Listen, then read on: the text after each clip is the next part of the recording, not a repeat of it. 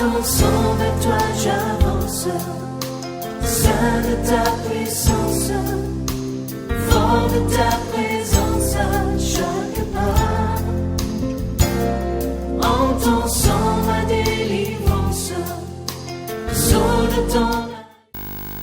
Nous avons commencé notre séminaire sur pourquoi et comment briser les malédictions de la vie. Pourquoi et comment briser les malédictions de la vie. Et nous avons lu comme premier texte Deutéronome chapitre 30, verset 19. Deutéronome chapitre 30, verset 19, où nous lisons Dieu parler et dire ceci. Je prends aujourd'hui à témoin contre vous le ciel et la terre. J'ai mis devant toi la vie et la mort, la bénédiction et la malédiction. Choisis la vie afin que tu vives, toi et ta postérité. La version française courante dit: oui, je vous avertis solennellement aujourd'hui, le ciel et la terre m'en sont témoins. Je place devant vous la vie et la bénédiction d'une part, la mort et la malédiction d'autre part. Choisissez donc la vie afin que vous puissiez vivre, vous et vos descendants. Amen. Ces versets nous apprend une vérité très importante sur le plan spirituel. C'est qu'il y a d'un côté la bénédiction et la vie, et de l'autre côté la malédiction et la mort. Une autre manière de dire, quand la bénédiction est en train d'agir dans votre vie, vous allez vivre. Quand la malédiction est en train d'agir dans votre vie, vous allez mourir. Il y a deux réalités spirituelles que nous devons saisir et mettre en évidence. D'un côté, les bénédictions, de l'autre côté, les malédictions. Et que ce soit les bénédictions ou les malédictions, ce verset et Dieu nous avertit solennellement que ce sont des choses qui ont un impact dans notre vie et dans la vie de nos descendants. Ça veut dire, si tu es béni, tu es béni toi et tes descendants sont bénis. Ça, c'est ma prière pour toi. Mais si tu es maudit toi et tes descendants. Je prie que tu en sois délivré au nom de Jésus-Christ. Si la bénédiction est synonyme du bonheur, des richesses, des victoires, des progrès et de tout ce qui est meilleur dans la vie, de l'autre côté, la malédiction est synonyme de souffrance, de pauvreté, d'échec, de stagnation et tout ce qui est mauvais dans la vie. Une personne bénie et heureuse et une personne maudite et malheureuse. La question que chacun de nous doit se poser, c'est se trouve de quel côté? Du côté des personnes bénies ou du côté des personnes maudites? Qu'est-ce qui agit dans ta vie? La bénédiction ou la malédiction? Essaye de demander à ton voisin, qu'est-ce qui agit dans ta vie? La bénédiction ou la malédiction? La bénédiction. Écoute sa réponse. Écoute sa réponse. Qu'est-ce qu'il dit? Je suis sûr que vous aurez très peu de gens qui vont être sincères et qui vont dire, dans ma vie, c'est la malédiction. Mais je vais vous montrer rapidement à quoi ressemble la malédiction, une malédiction dans la vie. Et je ne pourrais pas aller dans les détails, ce n'est pas mon message d'aujourd'hui. Je reviendrai sur cela lors d'un autre chapitre sur cet enseignement. Cette semaine, je n'ai touché qu'un seul chapitre. Je reviendrai sur un autre chapitre sur cet enseignement.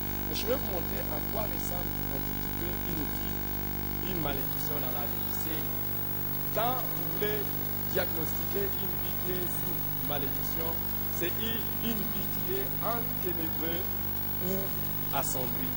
C'est une vie qui est sombre. Rien ne brille. savez, je ne sais pas si vous avez déjà vu quelqu'un. Il a l'argent, mais quand vous le voyez comme un malheureux. Vous n'avez jamais vu quelqu'un comme ça? Quelqu'un qui a l'argent, mais quand vous le regardez, il est comme un malheureux. Vous vous demandez à quoi ça lui sert l'argent. Ça, c'est un signe de malédiction. Quelqu'un qui est beau physiquement, ou belle physiquement, mais quand vous les regardez, vous ne voyez pas ça, vous voyez la laideur. À l'inverse, quand une personne est bénie, vous ne voyez même pas ses défauts corporels. Est-ce que vous n'avez jamais remarqué ça? Quelqu'un qui est béni, vous voyez même, c'est comme s'il y a quelque chose qui brille dans sa vie. Donc même s'il n'a rien, il est pauvre, quand je dis en termes de matériel, mais vous voyez des finances, mais vous voyez qu'il est admirable, il est bien. Ça, c'est une personne qui est sous la bénédiction. Mais il y a des gens, quand tu les regardes, c'est mal. Le simple fait de les regarder,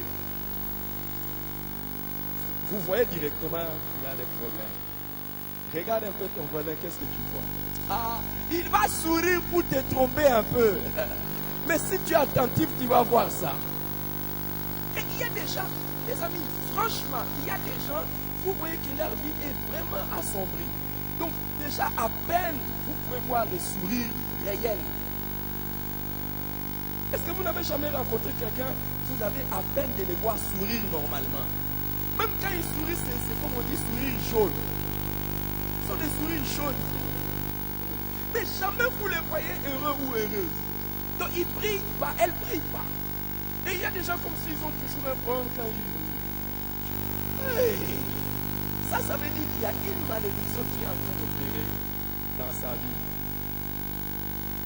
Une autre manifestation d'une malédiction, ce sont des montagnes insurmontables. Quelqu'un qui a toujours des difficultés qui n'arrive jamais à surmonter. Tu as toujours des difficultés que tu n'arrives pas à surmonter. Des montagnes insurmontables. Ça veut simplement dire qu'il y a un salement. Ça, ce n'est pas la bénédiction. Quand quelqu'un est béni, il est comme Zorobabel. On peut lui dire, grande montagne, qui es-tu devant Zorobabel? Tu seras aplani. Mais toi, dans ta vie, avant de réussir, c'est toujours la transpiration. Rien n'est facile pour toi. Je ne parle pas à toi, pardon. Quelqu'un, dans sa vie, c'est des choses difficiles. Et chaque fois quand... Donc en fait, sa réussite, c'est toujours au bruit de souffle. Enfin.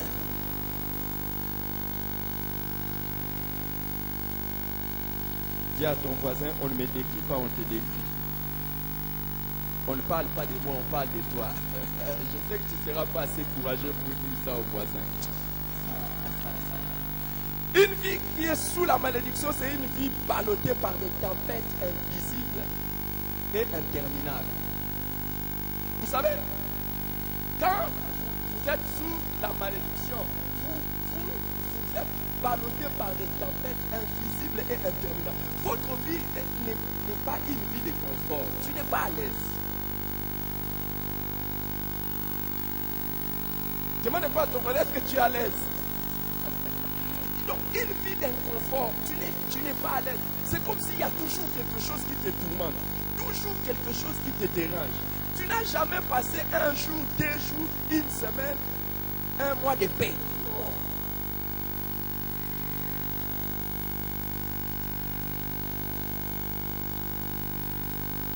Est-ce que vous êtes là ou bien?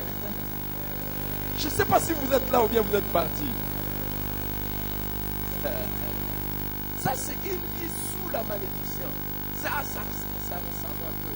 Une vie. Donc, les amis, il y a des gens, quand la nuit vient, ils commencent déjà à voir son malheur. C'est pas vrai. Non, je ne parle pas de toi. Il y a des gens, mais si tu connais quand même quelqu'un dans ce sens-là, sauf toi, réponds-moi, non? Il y a des gens qui redoutent la nuit. Quand la nuit vient, ils se disent, ah, la nuit vient.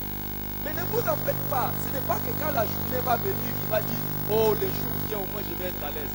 La nuit, déjà, il redoute la nuit. Et quand le jour encore va venir, il dit, hey, encore un autre jour. je ne sais pas ce que cette fille va encore entendre. C'est pas une fille, ça.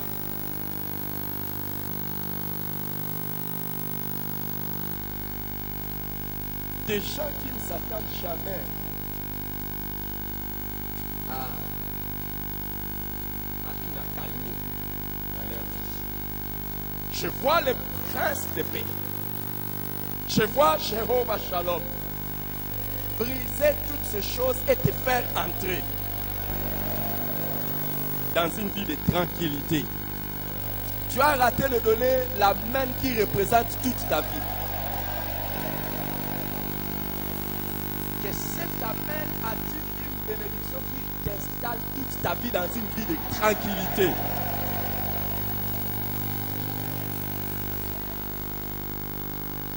Ça sera ainsi au nom de Jésus. Une vie où tu... Il y a des gens qui ne font jamais des rêves bien. Ils ne font jamais des rêves bien. Et c'est toujours des rêves. On était en train de me poursuivre. Et puis, quand je voulais tomber dans la falaise, et puis je me suis réveillé, j'ai crié Jésus. J'étais en train de partir. Je montais sur une montagne. Je montais sur une montagne. Et puis quand je suis réveillé, j'ai vu encore une falaise. Je me suis réveillé. Tu n'as jamais rêvé que tu es chez toi dans un jardin bien arrosé où à partir de maintenant, ce sont des beaux rêves qui seront ton partage au nom de Jésus-Christ. Alléluia. Alléluia. Un autre signe, une autre manifestation de la malédiction, c'est une vie dépouillée. Une vie dépouillée. Je reviendrai sur ça dans les détails, qui vont monter dans les détails de toutes ces choses bien plus tard quand le Seigneur le fera. Une vie dépouillée, ce sont les gens de personnes, même quand il est là, il ne saura pas comment ça marche. Vous ne pouvez pas voir quelqu'un qui, je ne sais pas si vous n'avez jamais vu des gens, pas toi, mais quelqu'un d'autre, il peut toucher $100, $1000, mais si vous lui demandez c'est pas qui, il ne sait pas. Il ne comprend pas. Mais qu'est-ce que tu as fait?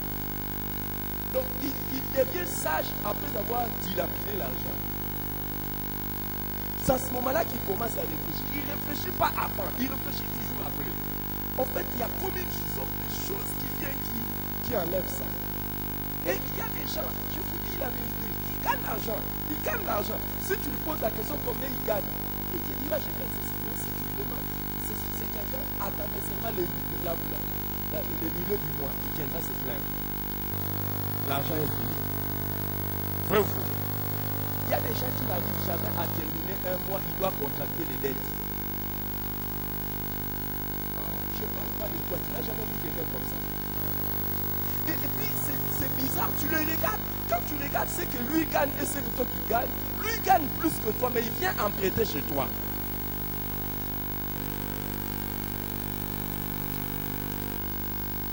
La manière dont je parle et tu me regardes comme si tu n'as jamais rencontré quelqu'un de comme ça. Est-ce que tu as déjà rencontré quelqu'un de comme ça?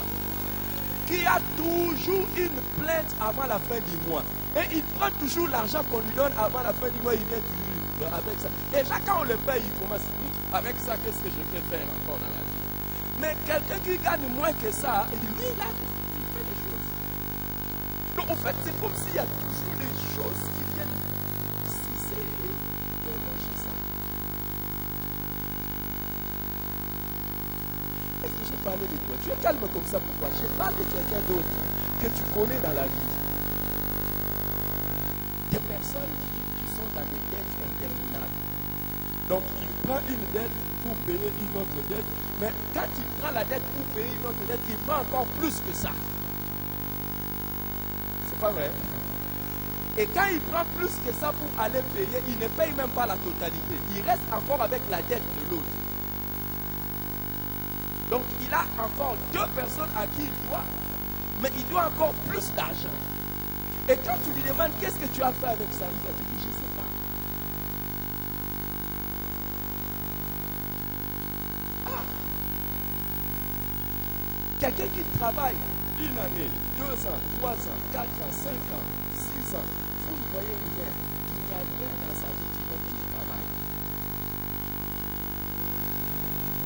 Si tu vas chercher, tu vas même pas voir ne serait-ce qu'une chaise à la maison. Et si tu veux même essayer de voir s'il a acheté même des bijoux, tu n'en trouveras pas. Va du côté des habits, tu ne vois rien. Demande à ton voisin quel est le résultat de ton travail. Il y a des gens sans résultat. Ils travaillent. Il y a comme toujours quelque chose qui vient voler ça. Et tu restes avec. Ou bien, quand tu as l'argent, il achète des choses inutiles. Des habits, des histoires comme ça. Et puis rien de significatif ne reste dans sa vie. Mais ne lâchez pas, vous êtes là ou bien?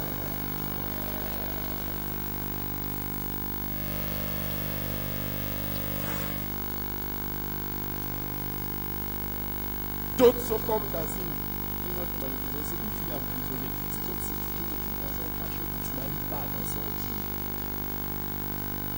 Et je vais aller rapidement parce qu'il faut commencer à changer de visage. Il y en a d'autres. Donc tu es limité dans la vie. C'est comme si on a mis des traces dans ta vie que tu ne peux jamais avoir. Que tu peux jamais franchir. Jamais.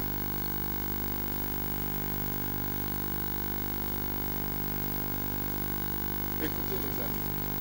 L'absence de progrès dans la vie n'est pas un signe de bénédiction. La stagnation est un signe de malédiction. Demande à ton voisin, tu es arrivé à quel niveau de ta vie? Tu es arrivé à quel niveau de ta vie? Demande à ton voisin. Est-ce qu'il est arrivé quelque part dans la vie? Il y a des gens qui n'avancent pas. Au lieu même de ne pas avancer, ils font quoi? Reculent. Ça, c'est pas la bénédiction. À un moment donné, quand ces enfants tournent autour de nous, quand Dieu a dit, vous avez assez de bénédictions, allez de l'autre côté de la montagne. Vous avez assez de sur cette montagne. Un autre signe de malédiction, c'est que tu as fait 10 ans dans l'église. Donc, le même montant de l'offrande.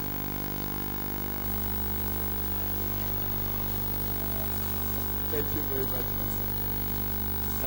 Hey, demande pas à ton voisin est-ce que cette année ton offrande a changé. Non, ne demande pas, ça n'a pas changé. Pour beaucoup de gens, ça n'a pas changé. Et ce n'est pas seulement cette année, ça fait 15 ans qu'il est chrétien. Quand tu regardes la taille de son offrande, tu demandes si Dieu agit ou Dieu n'agit pas.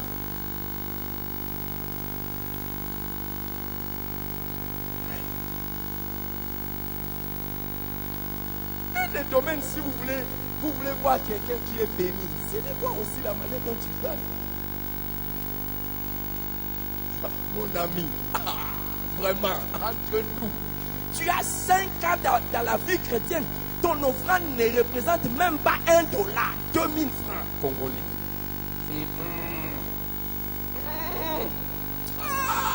Si c'est seulement toi que les gens doivent suivre, ils ne vont pas se convertir.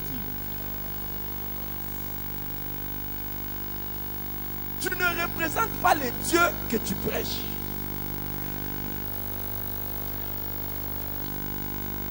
Il y a des gens, visitez-les cette année, posez les problèmes qui vont vous donner $5. L'année prochaine, $5. L'année qui va suivre, $5. 15 ans après, $5. Même leur niveau de libéralité ne change pas. Si dans ta vie tu as été capable de donner un stylo à quelqu'un, tu dois quand même arriver au niveau où tu peux acheter un sac à quelqu'un, donner une maison à quelqu'un. Toi d'ailleurs, tu es en train de partir du niveau où autrefois tu demandais les stylos, je peux plus écrire ici. Maintenant tu demandes les stylos pour tes enfants à l'école.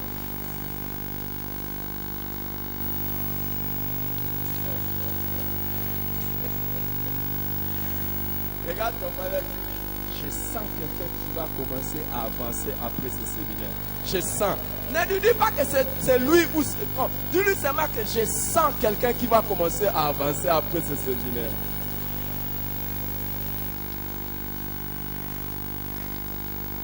Je vais vous dire quelque chose qui est assez particulier. Je ne crois pas qu'avec Dieu, on peut rester au même niveau de revenus toute sa vie. Je ne crois pas. Je ne crois pas. Je ne crois pas qu'avec Dieu, on peut rester avec le même niveau de revenus toute sa vie. Non. Ça, ce n'est pas le signe de la bénédiction.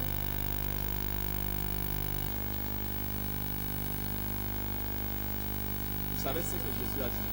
Les voleurs ne viennent que pour dérober, égorger et détruire. Et moi, je suis venu afin que les brebis aient la vie et qu'ils soient dans l'abondance. Non, attends, n'acclame pas. N'acclame pas. Jésus est venu pour toi. Il est venu pour ton voisin. Regarde maintenant l'abondance dans sa vie. Qu'est-ce que tu vois? Tu as vu l'abondance? Est-ce que tu as vu l'abondance? À partir d'aujourd'hui, tout ce qui est un démenti à la vie à laquelle tu es destiné en Christ, je brise ça au nom de Jésus-Christ. Tout ce qui est un démenti à la vie qui t'est destiné à Jésus, je brise cela. Je brise cela au nom de Jésus-Christ. S'il est écrit dans la Bible que tu es destiné à la vie abondante, tu seras dans la vie abondante. S'il est écrit dans la Bible que tu es destiné à la vie de victoire, tu seras dans la vie de victoire. S'il est écrit dans la Bible que tu es destiné à la vie de bonne santé, tu vas vivre la bonne santé au nom de Jésus-Christ. Reçois cela au nom de Jésus. Merci. Merci. Sois béni. Alléluia. Tout ce qui est le contraire de ce que tu dois être en Christ, je vois cette chose quitter ta vie un à un. Au nom de Jésus-Christ. Alléluia. Alléluia. Le temps de quelqu'un est arrivé. Je ne sais pas de qui il s'agit, mais le temps de quelqu'un est arrivé. Le temps de quelqu'un est arrivé. Une autre manifestation de la malédiction, c'est une vie de servitude. Une vie où tu es toujours au service des autres, mais jamais ne te sers. Vous n'avez jamais vu des gens comme ça? Même dans la famille, lui il aide tout le monde, mais personne ne l'aide.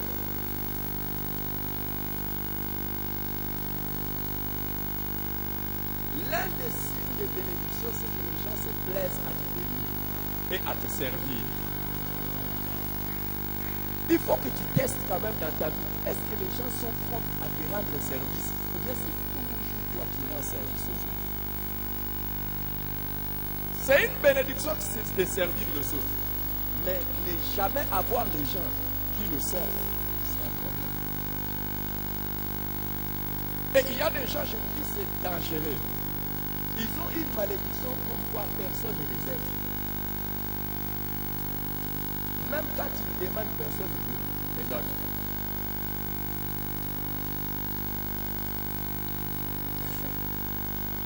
Nous sommes bénis pour être des sources de bénédiction. Mais nous ne sommes pas bénis pour être des esclaves des autres.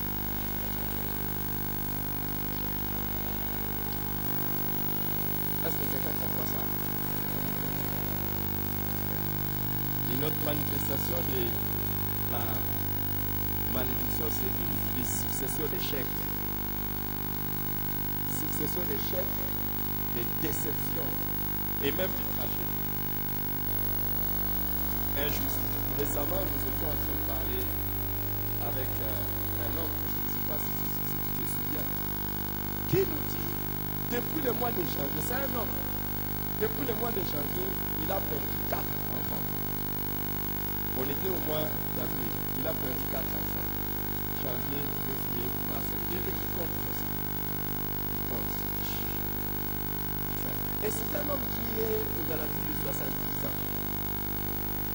Et le dernier enfant pour lequel nous étions partis de voir, c'est cet enfant avec 40 et quelques.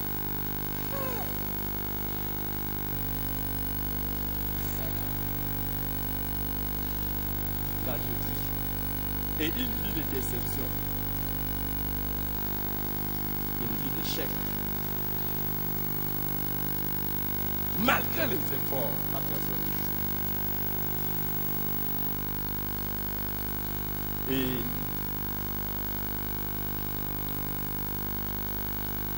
notre semaine nous a aidé à répondre à une question très majeure, à une sous-question dans cet enseignement. Pourquoi nous devons parler de malédiction dans la vie? Et nous avions donné 9 raisons que j'aimerais rappeler et conclure avec la 10e raison. Nous avions dit que premièrement, nous devons parler des malédictions parce qu'elles sont une réalité tant biblique que pratique. De Genèse à l'Apocalypse, le sujet des malédictions est abordé. Et la première personne à maudire, c'est Dieu lui-même. C'est pour ça qu'il ne faut jamais minimiser le sujet des malédictions. Parce que la première personne à maudire, c'est Dieu. Et tout le long de la Bible, nous voyons que les malédictions ont été prononcées et elles se sont accomplies. Et jusqu'aujourd'hui, nous voyons qu'il y a certaines malédictions dans la Bible que nous voyons pratiquement jusqu'aujourd'hui. Quand quelqu'un ne veut pas croire aux malédictions dans la vie, c'est quelqu'un qui fait de la Bible un mensonge. Deuxième raison pour laquelle il nous faut parler des malédictions, deuxième vérité, c'est que les malédictions ont un pouvoir surnaturel.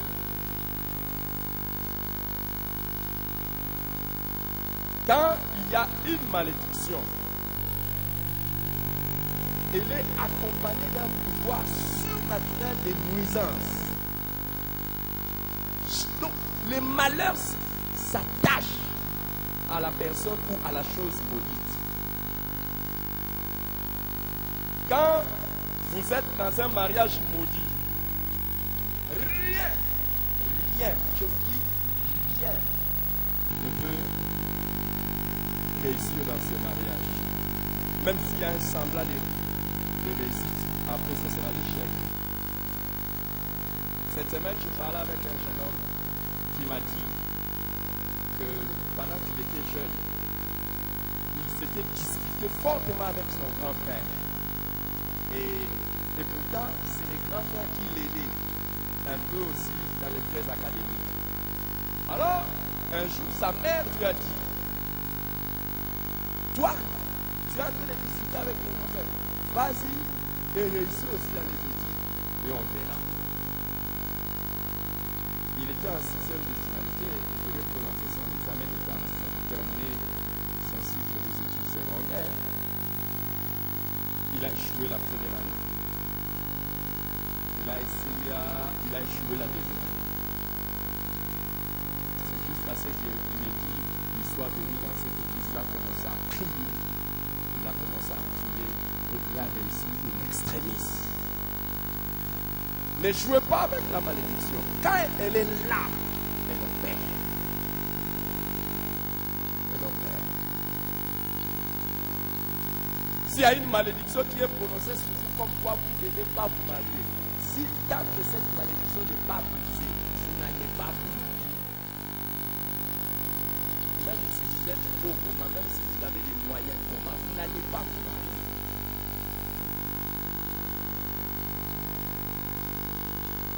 Et il y a des gens qui ont la malédiction comme quoi s'ils se marient, les partenaires meurent. Essayez seulement d'épouser un tel partenaire sans que cette malédiction ne soit brisée. Tu vas mourir.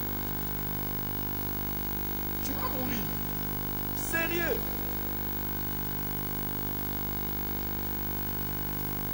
Et il y a des malédictions.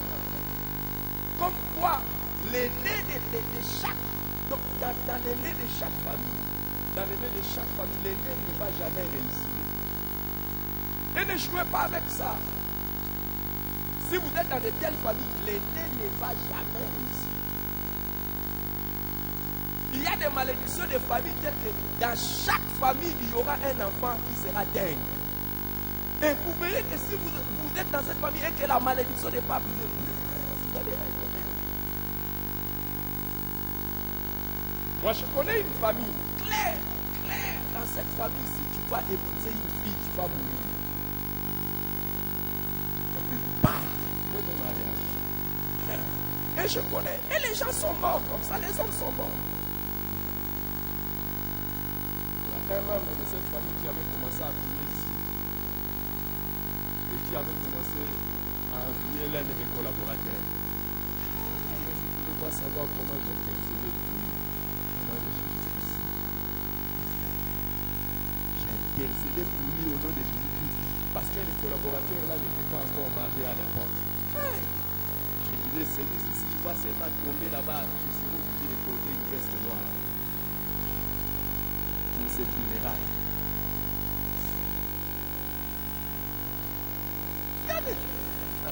Tant que la malédiction là n'est pas prise, si tu vas épouser la vie famille, c'est fini.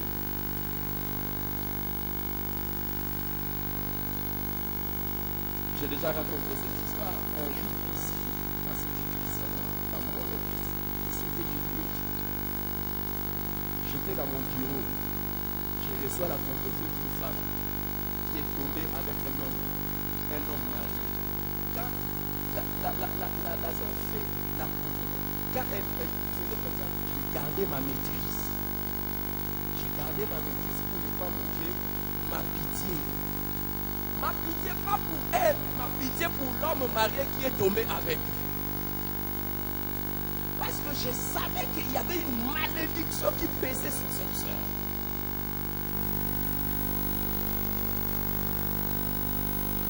Et quand la sœur a fini, on a prié, bon, je ne dis pas la suite. Mais j'ai vu le frère, je lui ai dit, mon frère, tu es tombé avec une personne avec qui il ne fallait pas tomber. Maintenant là, répands-toi sincèrement. Parce que, déjà tu n'es pas venu confesser. Donc comme tu n'étais pas venu confesser, c'est que la repentance là n'est pas vraiment profonde. Et je lui ai dit, je te demande une repentance sincère. Pourquoi? Sinon, tu vas perdre ton mariage. 2, tu vas perdre ton ministère. Les deux choses sont arrivées. La perte de son mariage, la perte de son ministère.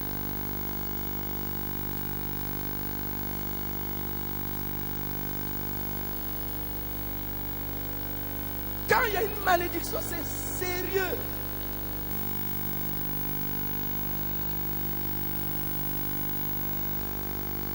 Quand la malédiction, on a dit, chaque malédiction a une prescription.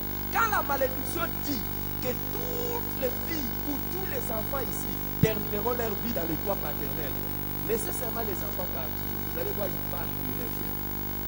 Ils partent, ils reviennent. Et vous allez voir, il y a des familles où tout le monde est rentré chez les parents.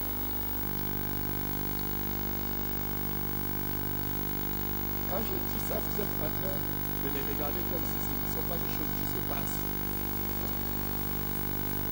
Et attendez, les malédictions peuvent être familiales, mais ça peut être aussi des malédictions des régions. Si vous habitez un endroit qui a été consacré à ça, si vous ne brisez pas cette malédiction, tous vos enfants s'y reviendront.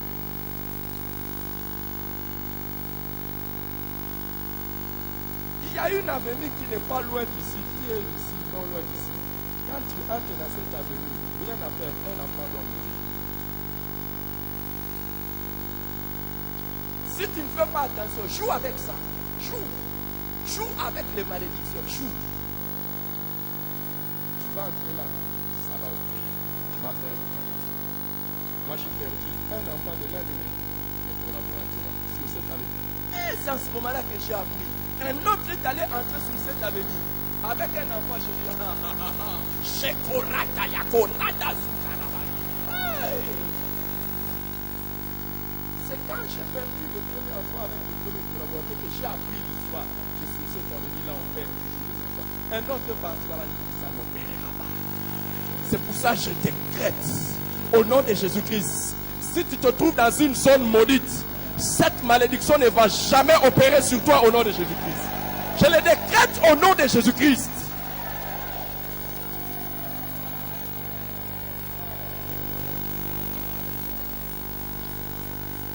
Dans l'histoire de cette église, il y a un couple qui était avec nous aussi. La gratitude n'a pas toujours été de ce monde. Ce couple a fait 5 ans. Et ce couple n'arrivait pas à concevoir.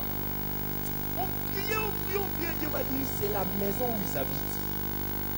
Moi, Dieu ne m'a pas dit, non, prie pour la maison. J'ai demandé seulement, la maison là, c'est quoi? Peut-être que vous au nord, vous locataire. Quittez cette maison. C'est la direction que Dieu m'avait donnée. J'ai dit, quittez la maison. Et ils ont quitté la maison. Et le mois prochain, la femme a construit. Par la grâce de Dieu, toute source de malédiction de votre vie, vous allez les découvrir et l'anéantir au nom de Jésus-Christ. Au nom de Jésus-Christ.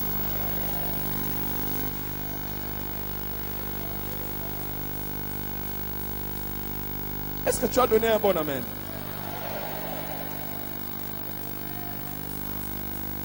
Nous avons vu aussi,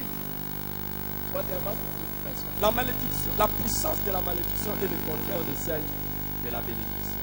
Là où la malédiction opère, elle fait justement le contraire de ce que la bénédiction doit faire. Et quand une malédiction est en train d'opérer, une des manières de briser la malédiction consiste à recevoir la bénédiction. J'ai donné l'exemple d'Ésaü, qui était maudit. Son frère Jacob devait prendre le dessus sur lui. Il a supplié son père Isaac. Il a dit, n'as-tu que cette bénédiction? Isaac l'a béni. Il a dit, je te bénis. Avec ton épée, tu héreras ça et là et tu briseras le joug. L'une des choses que vous devez faire pour neutraliser ou briser les malédictions, c'est de recevoir des bénédictions. La puissance de la bénédiction est le contraire de la malédiction et elle vient s'opposer à cette malédiction.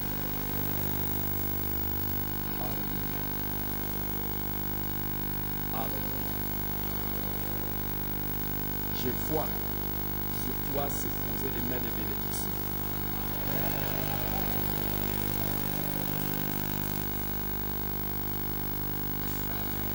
Tu n'as pas compris ça. Je vois sur toi se poser des mains de bénédiction. Je vois ta vie recevoir des paroles de bénédiction qui neutralisent toute malédiction. Au nom de Jésus-Christ.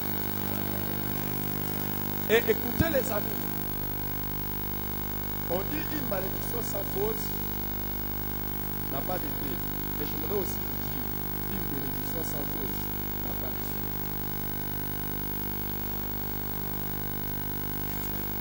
Il faut qu'il existe toujours quelque chose qui active la bénédiction dans votre vie.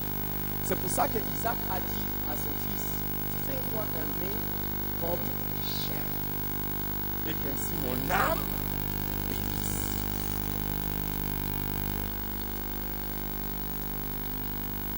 Dans Agé, quand l'Éternel est en train de reprocher aux enfants d'Israël, il leur dit, faites ceci dans ma maison, ainsi j'en éprouverai de la joie.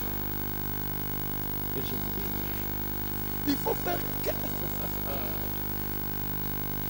L'une des sagesses dans la vie, c'est de savoir poser des actions qui provoquent, qui attirent des bénédictions dans la vie.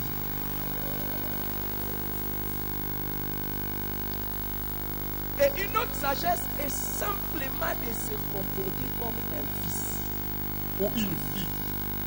Parce que si tu es fils ou fille de quelqu'un, c'est un droit légal que de recevoir sa bénédiction.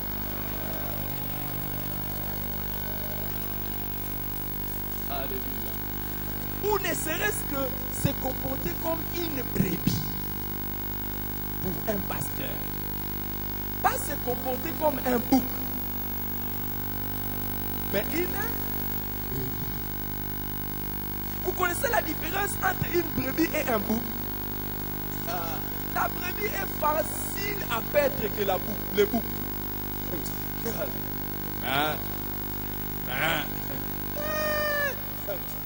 Je ne vais rien dire. Le dimanche passé, j'ai dit des choses ici, vous étiez bizarres. Est-ce que tu es dans l'église, est-ce que tu te comportes comme une brebis? Je vais te montrer déjà le fait que tu sois pas une brebis. Déjà, quand tu viens à l'église et que tu ne vis pas avec les autres membres de l'église, tu n'es pas une brebis, tu es un bouc. Vous ne verrez jamais une brebis se promener seule.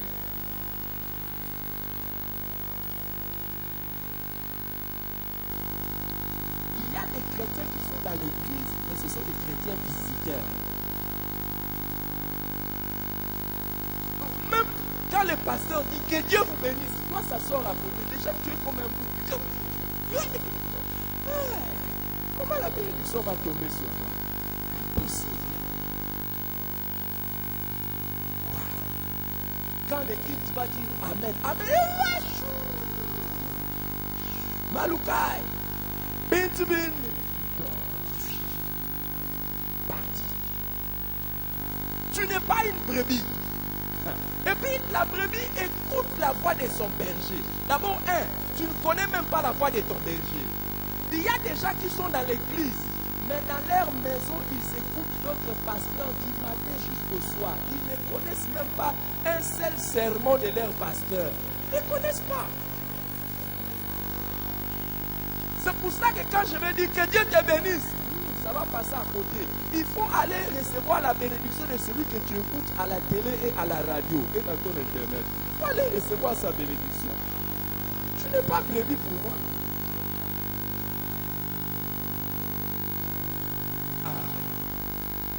Apparemment, tu n'aimes pas ça. Pendant que je prononce des bénédictions, il y a des gens qui sont plus accrochés à des programmes d'autres serviteurs de Dieu qu'au programme de leur pasteur. Je ne sais pas pourquoi aujourd'hui tu es même venu ici. Parce que normalement tu devais même prendre l'avion et partir suivre ce pasteur-là. Parce que du début de la semaine jusqu'à la fin, tu ne fais que le suivre. Et tu viens essayer de racoler un peu comme si tu appartiens à une église en venant ici.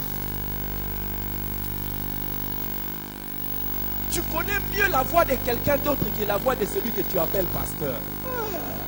Tu n'es pas brebis.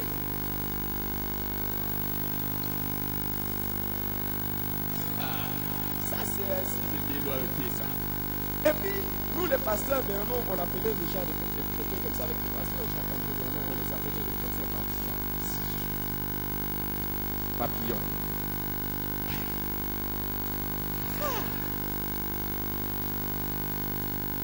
Est-ce que je suis ton pasteur? Laisse tomber, entre nous soit vraiment dit. Entre nous soit dit. C'est comme ça que quand je dis que Dieu te bénisse, ça passe à côté. Tu le prends comme si c'est exactement quand tu écoutes comme à la radio. Amen. La Bible dit que celui à qui on enseigne la parole fasse part de tous ses biens à celui qui l'enseigne.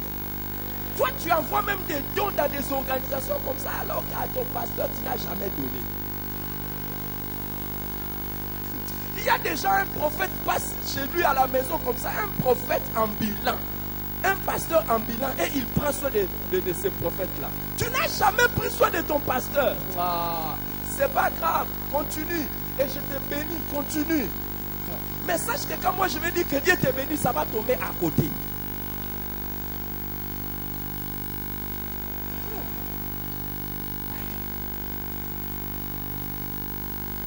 Et puis écoutez les amis, c'est biblique. Galates 6 dit, quand on t'enseigne, tu dois faire part de tout est bien. Quand on dit tout est bien, argent. On n'a pas dit de ta femme. On a dit de tout est bien. Argent, véhicule, maison, tout est bien. Tu dois le faire part à celui qui t'enseigne. Vous voyez pourquoi? Et la Bible dit, on ne se moque pas de Dieu. C'est qu'un homme. Je ne sais pas s'il y a quelqu'un qui m'a déjà donné quelque chose et Dieu ne l'a pas récompensé. Ne vous la faites pas. Je n'attends pas que quelqu'un d'autre vienne prêcher pour moi pour que vous puissiez commencer à me donner l'argent.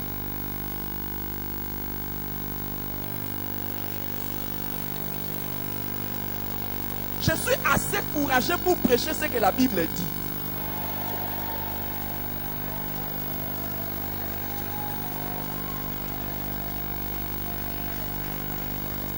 Oui.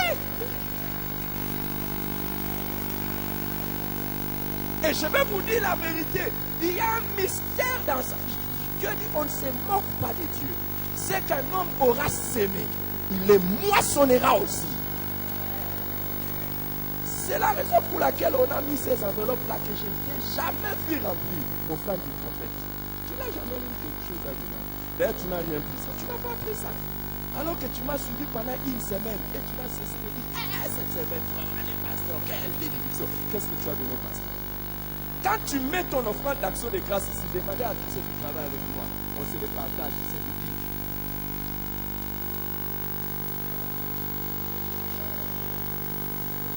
Même si je prends la plus grande part. Parce que dans la Bible aussi, le souverain sacrificateur devait prendre de la meilleure part. Assieds-toi, assieds-toi, assieds-toi, assieds-toi. Mais ils sont là, non? On ne te partage pas ça. Commençant par mon pasteur, assistant, ma femme et les autres. On se les partage. C'est pas vrai? Bonsoir à tous.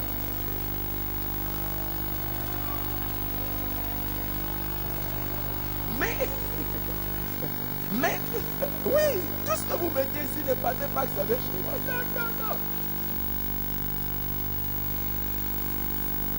Et je vais vous dire, dans la plupart, et bien écoutez, asseyez-vous parce que les gens ne vont pas écouter bien. Je vais vous dire, dans tout ce que vous donnez, quand vous venez, vous me donnez comme dîme, je ne vous donnez pas. La dîme, ce n'est pas à moi, la dîme, c'est à Dieu. Je suis seulement mandaté pour recevoir ça et je dois rendre compte de chaque dîme que je reçois. C'est lorsque vous me donnez le plan du prophète que là, je sais que ça lui m'a donné.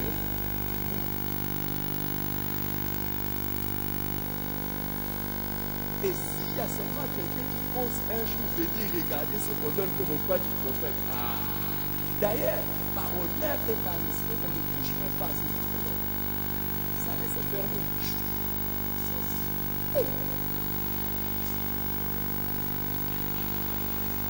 My son, my son.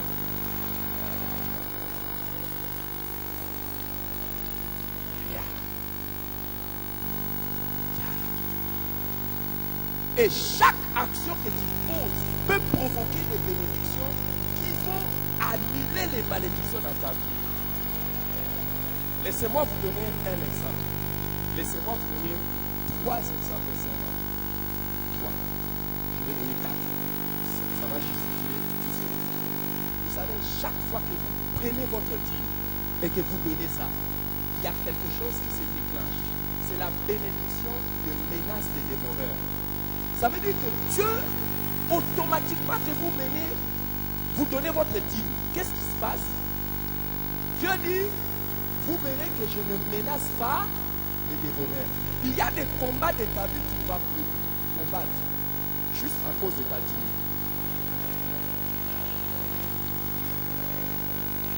Tu comprends? Ça, c'est ça. Maintenant, je te donne l'exemple de l'action de grâce.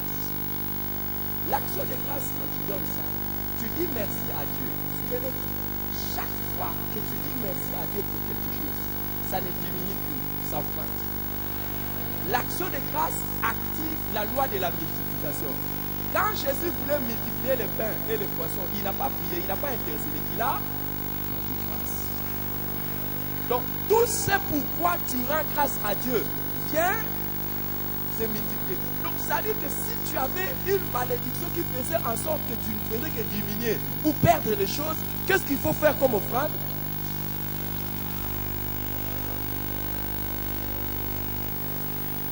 Est-ce que vous comprenez? Si vous avez maintenant là besoin qu'une grâce qui opère dans la vie d'un roi vienne dans votre vie, qu'est-ce qu'il faut faire? Il faut s'aimer l'offrande du prophète. Écoutez, la manière dont je vous parle, vous allez m'écouter de manière ordinaire jusqu'à ce que vous commencez à apprécier mon ministère. Par les dons, Dieu vous ouvrira les oreilles d'une autre manière. Et il se passera aussi des choses d'une autre manière. C'est biblique.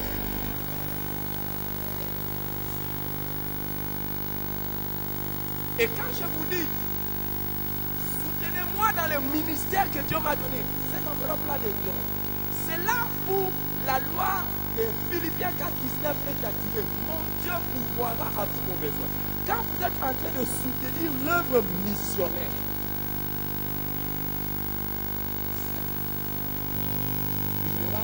Dieu va s'engager. Il n'est aucun domaine de votre vie que vous manquez.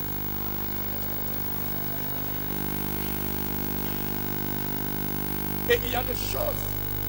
Regardez, je vais vous donner deux autres réalités qui n'ont rien à voir avec les dons et l'argent. Si vous vous considérez comme brebis, ça veut dire que vous vous considérez membre de cette église. Est-ce que vous comprenez ça? Vous êtes qui? Brebis. Dites brebis. Quand les loups attaquent les brebis, c'est la brebis qui se défend. C'est qui les défend? Toute prière de pasteur sur vous attaque vos démons, attaque les sorciers contre vous. C'est pour cela qu'il y aura des choses qui ne vont jamais vous arriver à cause de la qualité de la vie de votre berger.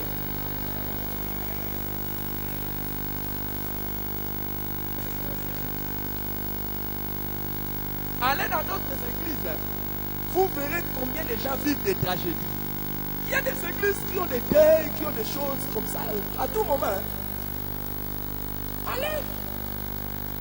Mais la grâce qui opère sur le berger amène certaines choses dans la vie. Alléluia.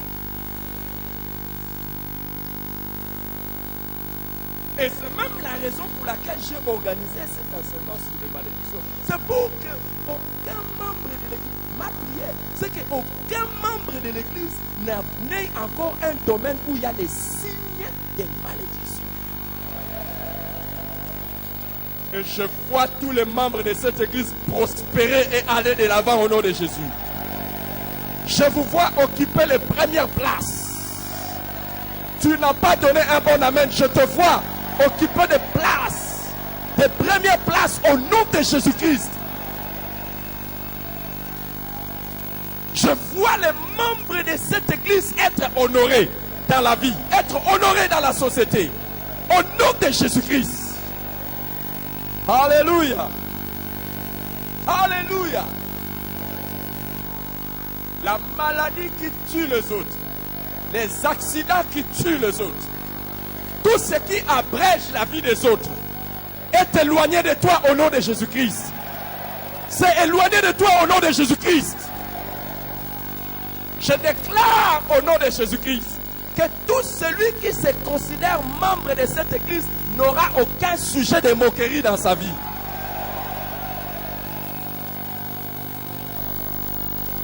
Alléluia. Alléluia. Je vois ta saison de gloire. Je vois ta saison de gloire. Je vois ta saison de gloire. Tu as choisi la bonne église.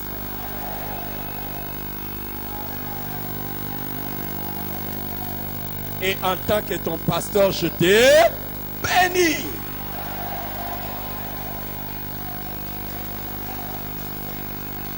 En tant que ton pasteur, je t'ai. Tu ne mourras pas, tu vivras et tu raconteras les œuvres de l'Éternel. Je vois l'Éternel étendre tes limites. Alléluia. Alléluia. Alléluia. Assis-toi sur tes ennemis au nom de Jésus-Christ.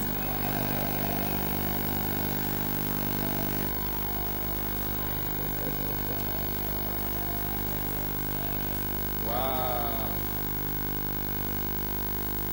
Quatrièmement, nous avons vu que les malédictions peuvent toucher les différents domaines dans la vie. Là, je ne vais pas revenir sur ça.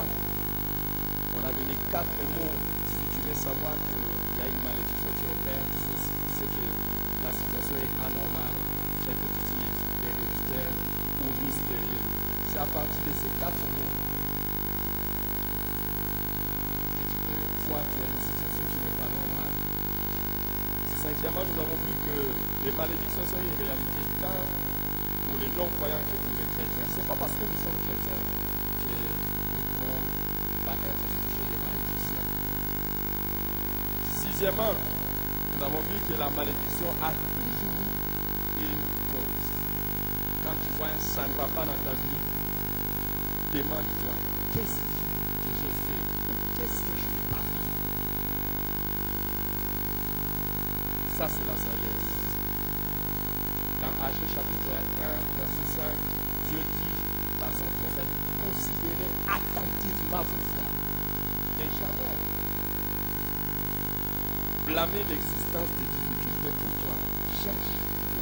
Qu'est-ce qui est à la base de ça? Septièmement, nous avons vu que les malédictions sont une réalité de la vie présente. Tant qu'elles sont sur la terre, il y aura des malédictions. Huitièmement, nous avons vu que l'ignorance des malédictions les rend plus dangereuses.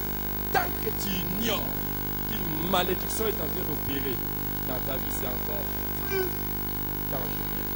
Attention. Neuvièmement, nous avons vu que les bénédictions comme les malédictions sont un choix. Le choix, pas parce que tu dis j'ai choisi la bénédiction ou j'ai choisi la malédiction, mais par les actes que tu poses. C'est la montre que tu as choisi la bénédiction ou tu as choisi la malédiction. Et pour clôturer, je dirais que les malédictions peuvent être neutralisées et brisées.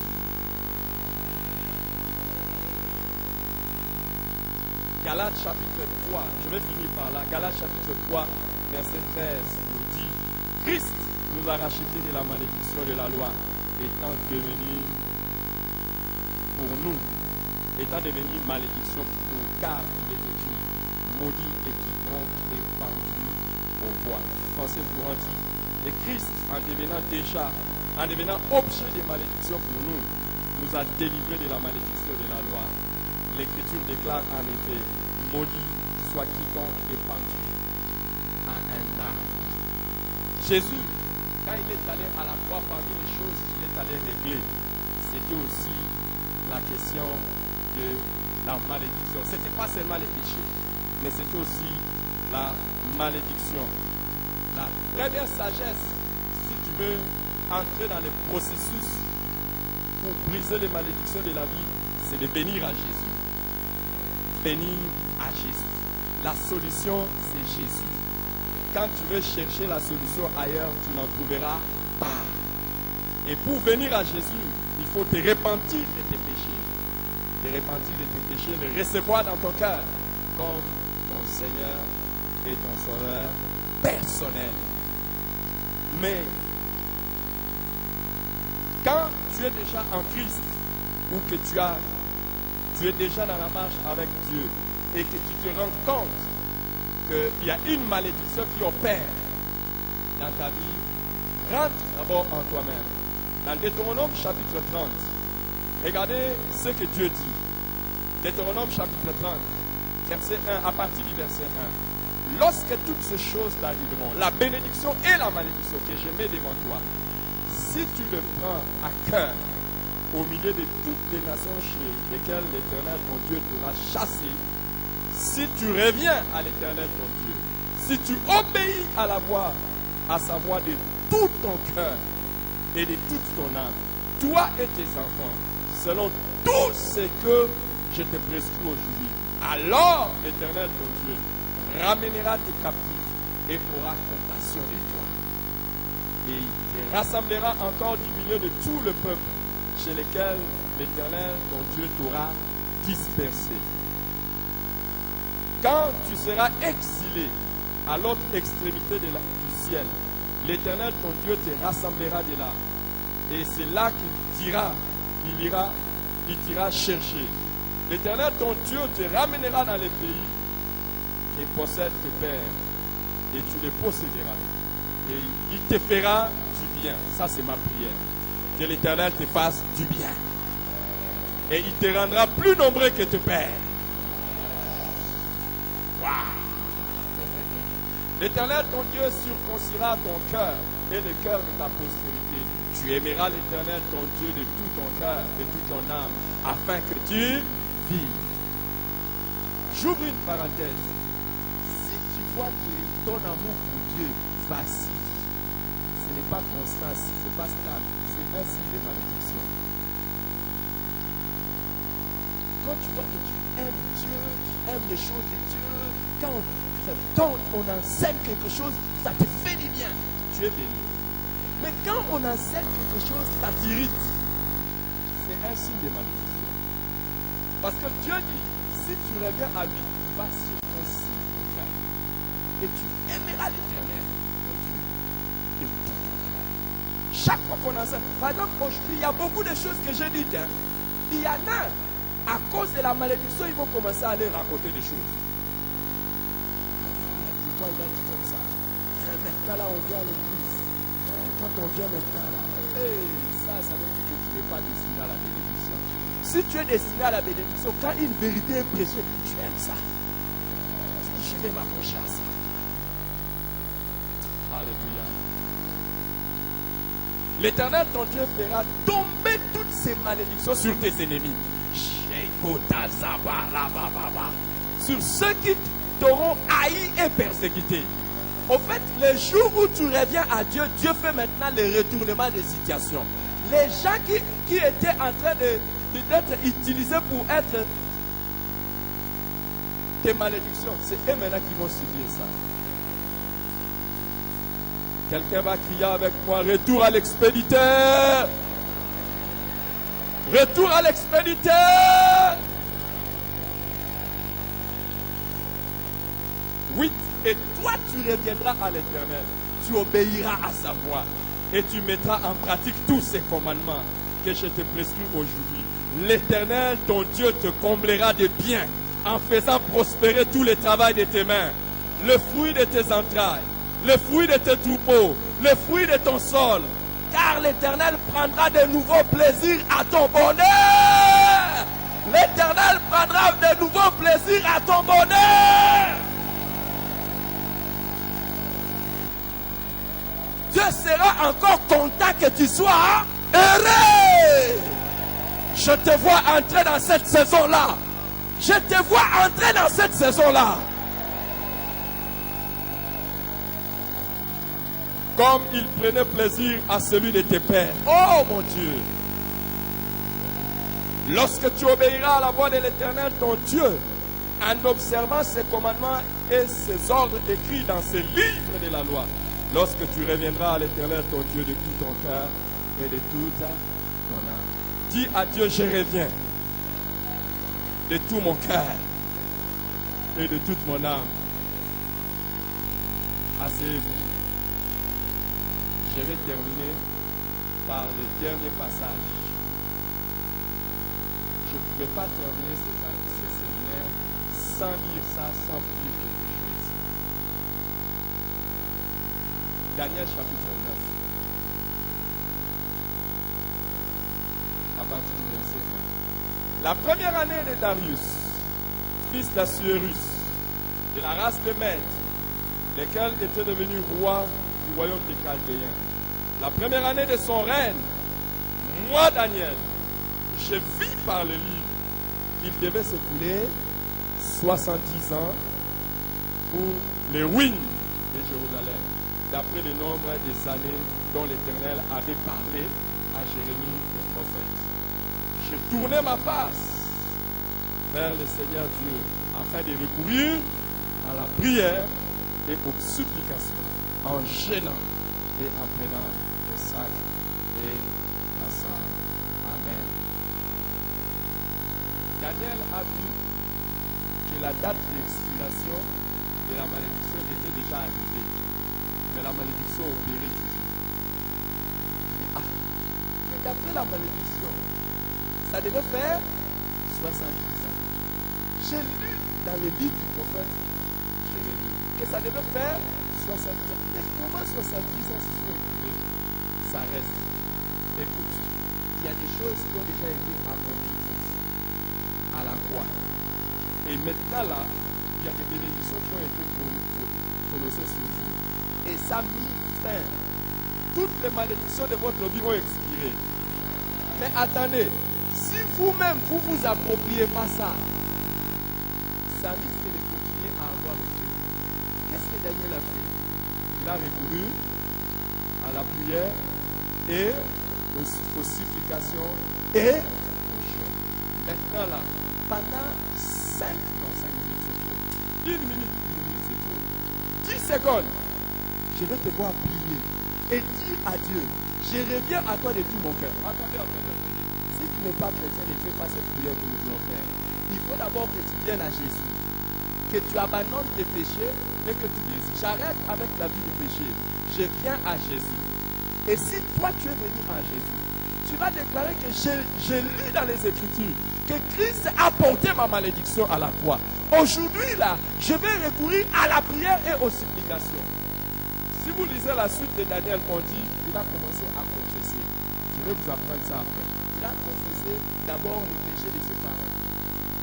Et il a dit, tu n'as jamais confessé les péchés de tes parents. Tu vois comment ça continue après. Il a prié. Il a demandé pardon, il a prié. Il a fait même 21 jours. Jusqu'à ce que la délivrance se termine. Toi, tu demandes 21 secondes. Tu vas prier 21 secondes. Ou bien, 1 minute. Si tu n'as pas Jésus, aujourd'hui c'est l'occasion de donner ta vie à Jésus. Sinon, tu verras toi-même dans ta vie comment tu auras des difficultés. Et un jour tu chercheras la solution, tu n'auras pas ça. Par ton sang vers toi j'avance, Saint de ta puissance, fort de ta présence à chaque pas. En ton sang ma délivrance, sors de ton